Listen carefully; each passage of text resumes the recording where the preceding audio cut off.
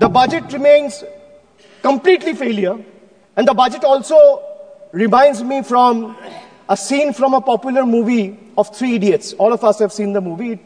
It went very popular, and throughout caste, creed, and religion, everyone loved the movie. So, ma'am, the budget reminds me of the movie Three Idiots, where Amir Khan's character, Rancho, exposes the education system's obsession with rote learning over genuine understanding. Similarly, today's government reminds me of the deceptive college director virus. And the role of virus was played by, I'm not talking about the viruses present here. I'm talking about the college director virus whose role was played by Boman Irani. So the college director virus, what he used to do? He used to offer flashy numbers, grand schemes that prioritized ranking over real progress. Much like virus, the focus seems to be on the surface level over real achievements, presenting a polished image rather than addressing the true needs of the people. Or if we take a page from the history, the British during the colonial rule, they promised reforms while continuing to exploit India's resources. BJP's budget follows the same playbook, advertising tax relief while ensuring the burden is transferred through hidden economic policies that favor big corporations and the elite, leaving small businesses and working class struggling. Madam, the budget presented over the last 1 decade perfectly sums up India and the BJP's version of Achhe Din, reflecting not just their grand narrative, but also the harsh reality of common people's struggle under the NDA's rule and regime. If I'm a citizen of India, I have to pay tax on the money I earn. If I'm a citizen of India, I have to pay tax on the money I spend. I'm a citizen of India, I have to pay tax on the things I buy. I have to pay tax on the things I sell. And moreover, pay tax on things that are already taxed, bought with money that is already taxed. Correct. Just imagine, you earn, you pay tax. You spend, you pay tax. You buy, you pay tax. You sell, you pay tax. And then you pay tax on things those are already taxed from the money that is already taxed. This sums up the budget completely. The people of India have woken up, and they will no longer be misled by these empty promises and false claims. The government must pay attention to the aspirations of 140 crore citizens. If they don't, they should brace themselves. What started as a teaser in June 2024 will soon become a full-blown blockbuster. After all, the saying goes, never underestimate the power of the common man.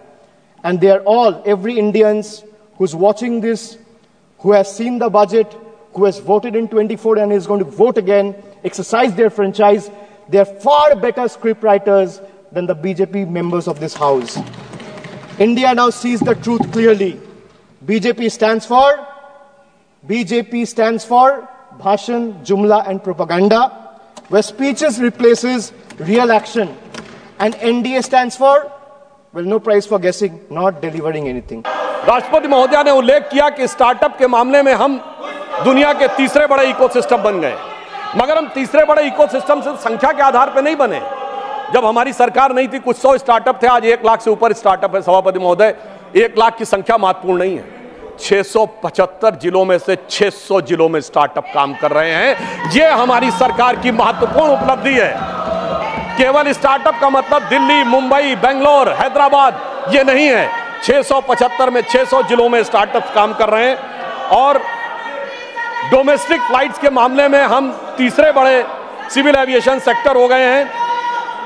राष्ट्रपति महोदया ने इस बात का उल्लेख किया कि 2014 में 209 हवाई मार्ग थे और अब 905 हवाई मार्ग हो गए हैं। अब लगभग हर राज्य में एक एयरपोर्ट जरूर है। और किस प्रकार का बदलाव आया है इसका उल्लेख दीजिए कि आज दुनिया में सबसे ऊंचा पुल कश्मीर में चिनाब नदी के ऊपर हमारी सरकार के समय में बन के तैयार हुआ। सबसे लंबा पुल समुद्र के ऊपर एशिया का मुंबई में हमारी सरकार के समय में तैयार हुआ है, सबसे बड़ा केबल पुल गुजरात में हमारी सरकार के समय में तैयार हुआ है, और नदी के नीचे से चलने वाली मेट्रो कोलकाता में हमारी सरकार के समय में तैयार हुई है। ये दर्शाता है कि विकास के नए प्रतिमानों पर किस प्रकार से इस सरकार के दौरान हम आगे बढ़े। देखिए, बड़े विषयों की तरफ तो अक्सर लोगों का ध्यान काफी जाता है, परंतु मैं एक चीज पे और ध्यान देना चाहता हूं कि मोदी जी की सरकार के समय में बहुत छोटी छोटी चीजें, उनसे देश के विकास में क्या भूमिका हो सकती है, उस तरफ ध्यान दिया गया। मैं 3 छोटी चीजों पे ध्यान दिलाना चाहता हूं। शहद हम सब बहुत सामान्य रूप से यूज करते हैं, हनी। शहद का निर्यात 2014 में 445 करोड़ था और 9 सालों में बढ़कर 1623 करोड़ रुपए हो गया। किसानों, खिलौना, देखिए जब हम चाइना की बात करते तो बहुत सी बात होती थी, खिलौने हमारे यहाँ क्यों नहीं बन सकते।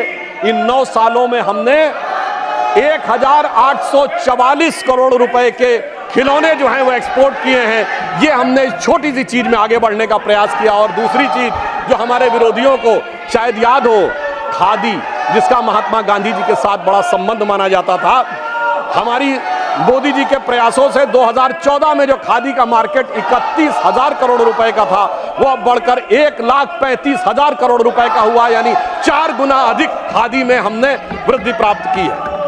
और बड़े स्तर पर अगर हम देखें तो डिफेंस मैन्युफैक्चरिंग, जो कि हमारी सरकार आने से पहले होती नहीं थी, जिसकी वजह से हम सिर्फ हथियार खरीदते थे और अपने आप बनाने की हमारे अंदर सामर्थ्य तो थी पर सरकारों में इच्छा शक्ति नहीं थी। और अब स्थिति यह आई है कि अब 1 लाख करोड़ रुपए की डिफेंस मैन्युफैक्चरिंग इस सरकार के कार्यकाल में हो रही है। डिफेंस एक्सपोर्ट हमारा 18 गुना बढ़ा है।